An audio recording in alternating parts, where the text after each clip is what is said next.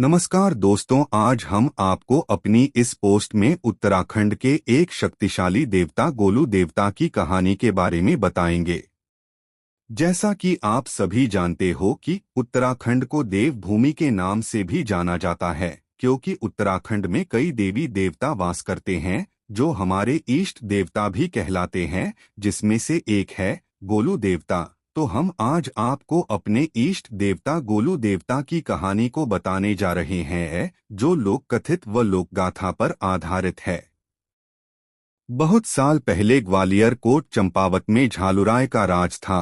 उनकी 7 रानियां थी। राज्य में चारों ओर खुशहाली थी। राजा अपनी प्रजा का हर समय ध्यान रखता था। हर तरफ खुशहाली होते हुए भी राज्य में एक कमी थी। वो कमी थी कि राजा की 7 रानियां होते हुए भी उनका कोई पुत्र नहीं था। इस वजह से राजा हर वक्त दुखी रहने लगा। सोचने लगा कि मेरा वंश आगे कैसे बढ़ेगा। एक दिन राजा को लगा कि राज्य ज्योतिष से परामर्श लिया जाए।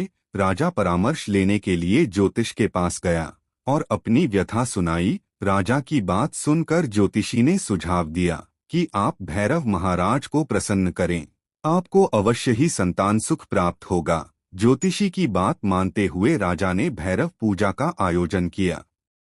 भैरव महाराज को प्रसन्न करने का प्रयास किया।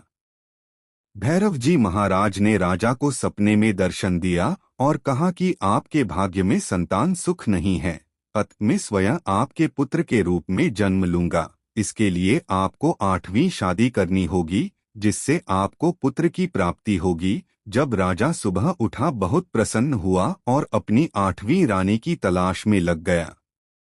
एक दिन राजा शिकार के लिए जंगल की ओर निकला। शिकार को ढूंढते ढूंढते बहुत दूर निकल गया। जब राजा को पानी की प्यास लगी तो राजा ने सैनिकों को पानी लाने भेज। बहुत देर होने पर जब कोई सैनिक नहीं आया तो राजा स्वयं पानी की तलाश में निकल पड़ा। पानी ढूंढते हुआ राजा को एक तालाब नजर आया। जब राजा तालाब के पास पहुंच तो देखता है कि उसके सैनिक मूर्छित अवस्था में तालाब के किनारे पड़े हुए हैं।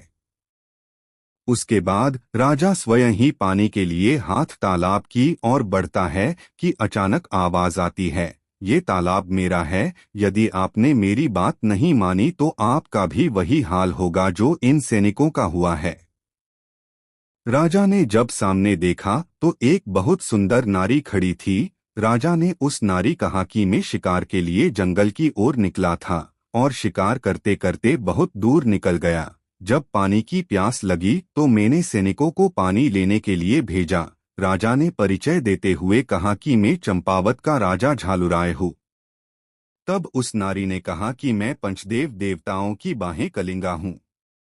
अगर आप राजा हैं तो बलशाली भी होंगे। जरा उन 2 लड़ते हुए भैंसों को छुड़ाओ, तब मैं मानूंगी कि आप गढ़ी चंपावत के राजा हैं। राजा ने जब उन भैंसों को लड़ते देखा तो कुछ समझ नहीं आया कि कैसे छुड़ाया जाए। राजा ने हार मान ली। उसके बाद नारी स्वयं जाके उन भैंसों को छुड़ाया।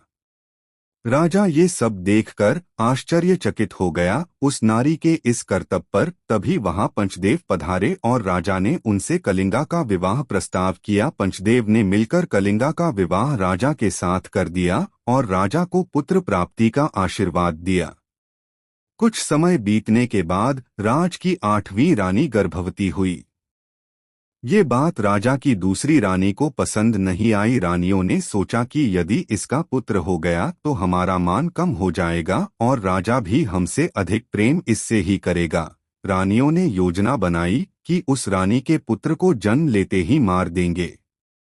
जब पुत्र का जन्म होने वाला था तो 8वीं रानी के आंखों पर पट्टी बांध दी गई और जैसे ही पुत्र का जन्म हुआ तो उसको फेंक गौशाला में दिया गया और रानी के सामने लोंड सिलट मसला पिसने का एक साधन रख दिया गया। जब रानी ने देखा कि उसका पुत्र नहीं लोंड सिलट हुआ तो रानी बहुत दुखी हुई। उस बच्चे को गौशाला में फेंकने के बाद भी वह जिंदा था।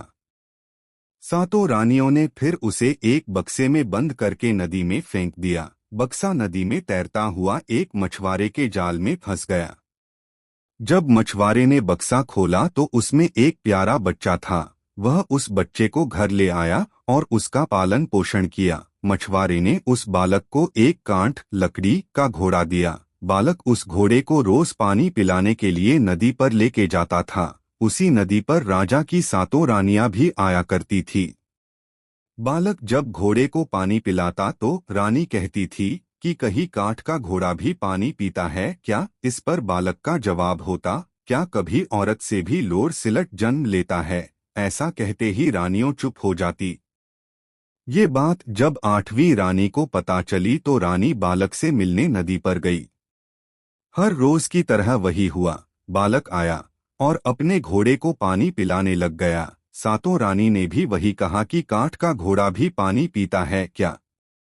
बालक ने कहा, क्या कभी औरत से भी लोर सिलट जन्म लेता है? ये बात कहते ही 8वीं रानी बोली, तुम ऐसा क्यों कह रहे हो? बालक ने रानी को पूरी बात बताई कि किस तरह मुझे मारने की कोशिश की गई। ये बात जब राजा को पता चली तो राजा ने 7 रानियों को फांसी देने का हुक्म दे दिया। वह बालक बड़ा होकर एक न्यायप्रिय राजा बना और आज भी उन्हें भगवान के रूप में पूजा जाता है।